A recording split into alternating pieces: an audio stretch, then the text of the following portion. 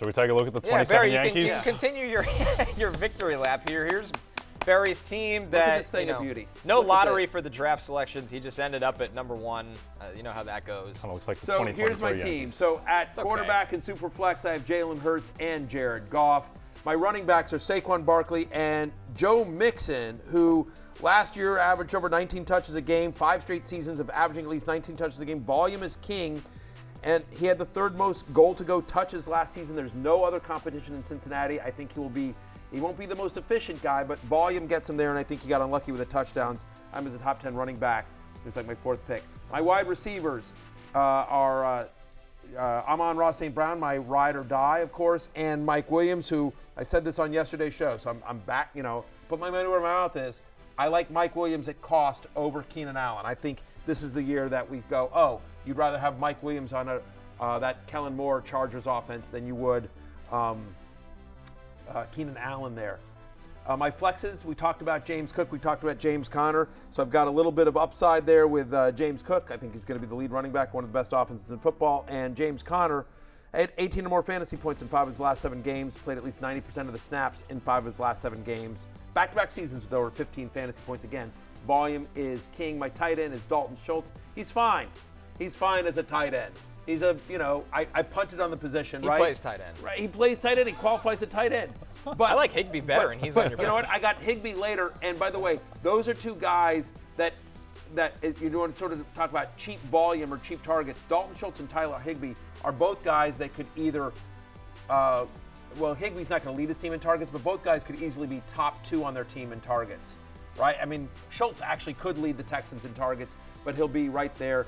And then in terms of sort of my bench, Jordan Addison, who we talked about, Zay Jones on that Jacksonville offense. I went Kyler Murray and Colt McCoy. My assumption is that there'll be an IR spot in this draft, so I can throw Murray into the IR spot, and then I have McCoy as a 3rd quarterback if I need him until Murray comes back. And then as my last pick, this is how you do a last pick, Lawrence Jackson, not Donovan Peoples-Jones. Marvin Mims, an actual wide receiver with some upside, very narrow target tree. Very narrow target tree in Denver now. He's already running as the 3rd. This is a kid that I absolutely loved interviewing when I talked to him at the NFLPA rookie premiere. Jumps off the tape. He's somebody that can go deep, Connor, and we know Russell Wilson. The one thing that was working for him last year was the deep ball. Yeah, I mean, he caught 20 touchdowns during his short time at Oklahoma. He's a phenomenal player over 3 years there. I don't believe in Russ anymore, so I think that's the biggest question I have. You don't believe he exists? Or I don't believe in anything going on there in Denver. Wow. But I think that kind of limits the ceiling for Mims early on, but I could be wrong. Yeah. No, well, listen. I'm in on a Russ renaissance. The Russessance. The Russessance, yeah. Did Russell Wilson make that up? Because it sounds like something that he actually would make up. Yeah. He just did right there. That was you, Jay. Let's ride. Yeah. Let's ride. Listen, anyway, Matthew. we're playing this. I'm just telling you right now. We're gonna make this a best ball league, and we're playing this league out. We're gonna throw this onto some site, and we're gonna play it best ball because that team is too good to go away. Listen, Matthew. Everyone knows the PPR Superflex is all about the tight end position, and your tight end position is very barren. So you're going down, my friend. Yeah. All right, let's get into Lawrence's team here. Lawrence, I'll let you take it away here. I know your first pick was Trevor Lawrence. Take it away. Yeah, unlike Matthew, I had to, start my pick at the 9 spot. So right. I took T-Law. That's a top 12 quarterback. I come right back, get Anthony Richardson, who's gonna blow up as a rookie. Hopefully he has Jonathan Taylor. Yeah. Then in the 3rd round, I want to go receiver, but I can't pass up the king, man. Just year after year, 1,500 yards, and then we already know about Jahmyr Gibbs, right? We know what he could do out of the backfield as a receiver. They sat him the last preseason game, so he's going to be an important part of the offense. So now I finally start, hey, I got to get a receiver here. I go DeAndre Hopkins, like I said earlier, was wide receiver 7 last year in the 9 games that he played after suspension. So because of my, lack of depth at receiver, I got to get Waller here. I believe he's a top 3 tight end in fantasy this year. That showed on just one drive in the preseason with Daniel Jones. Daniel Jones literally was staring at Darren Waller. Every drop back saw 4 targets, 3 receptions, and 30 yards on a single drive, so I like him. Go back to receiver Michael Pittman, again coming off a 99-catch season. He's their number 1 guy. George Pickens. And you stack him with Richardson. Yes, sir. George Pickens in the 8th round here, right?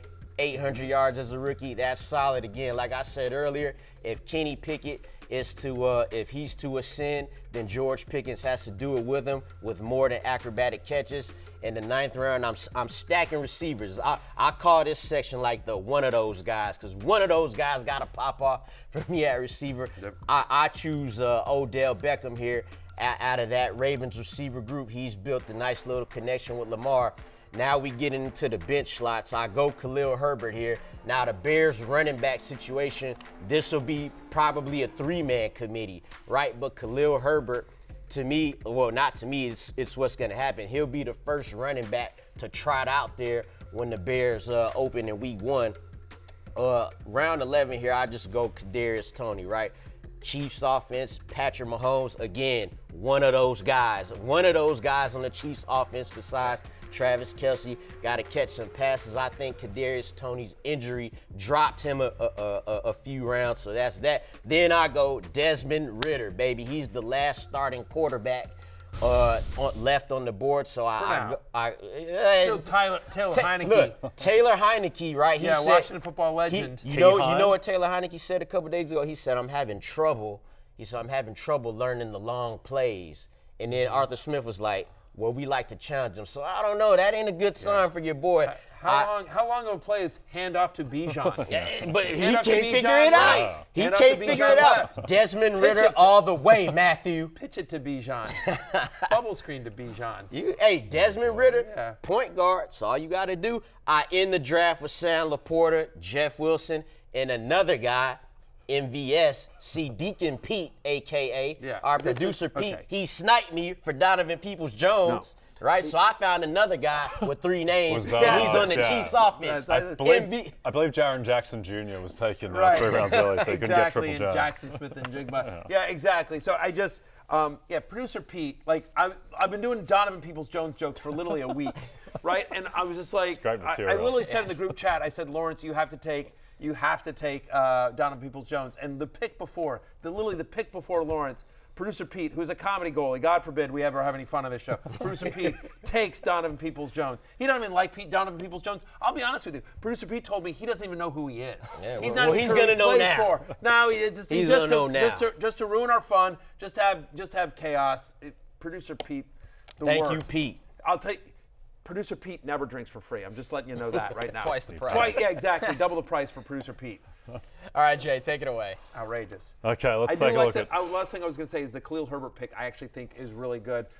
A lot of people think that Chicago backfield is going to be kind of a 3-headed monster, and so Herbert's going really late. But I think there's a chance that Herbert gets like 70% of the touches in this game. I mean, like he is somebody who is there, who's been explosive. We've talked about the fact that we think there's a chance Roschon Johnson is actually inactive in this game. It is going to be a healthy scratch to start the season. So I thought Herbert was a really good pick. Okay, let's take a look at my team. Yes, let's dive in. Okay, well, the big news is I was able to get Michael Thomas in the 10th round. He should have gone 4 rounds earlier. Jeez, this team, looks like a 10-7 type operation. Minnesota Vikings, kind of 6-point dogs to the Cowboys in wild card rounds. I want to just find somebody who looks at you the way Jay looks at Michael Thomas. I really think he's going to have a good year. I want to highlight a couple of guys. One that we haven't talked that much about, Marquise Brown, who I think is being a little underrated because people there's this stench around the Arizona Cardinals. Guess what? They're terrible. They're going to be throwing a lot, and they're going to be throwing a lot to Marquise Brown. He was perfectly fine last year. I understand a lot of that was with Kyler Murray, but on a per-game basis, he averaged the same points as Deebo Samuel, right there with Chris Olave and DK Metcalf. So he's being undervalued. So very happy to get Travis Etienne, who I'm coming out of almost every draft with. Got the Etienne-Thomas hookup pretty much all the time. I think Etienne, last year, 2nd in the league in yards over expected, but he didn't break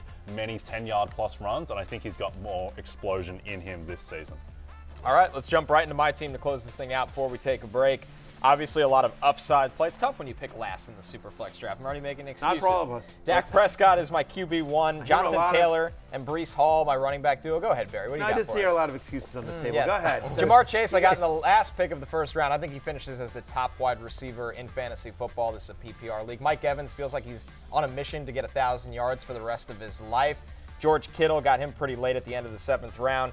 Flex spot gets a little dicey. Kenneth Walker, Traylon Burks is banged up. Might have to play Antonio Gibson out of the gate. And Kirk Cousins in the Superflex spot. The often laughed at and underappreciated Kirk Cousins. And your boy Baker Mayfield. I like Gerald Everett at 13-12. I think that was a really underrated pick.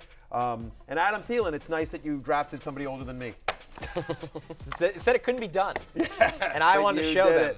Hey, it's Matthew Berry from NBC Sports and Rotoworld.com. Just want to thank you so much for watching what you just watched, or at least being too lazy to click out of it after the autoplay just kept it going. So either way, thank you so much for just letting it scroll by your screen. And now I'd like to ask you respectfully,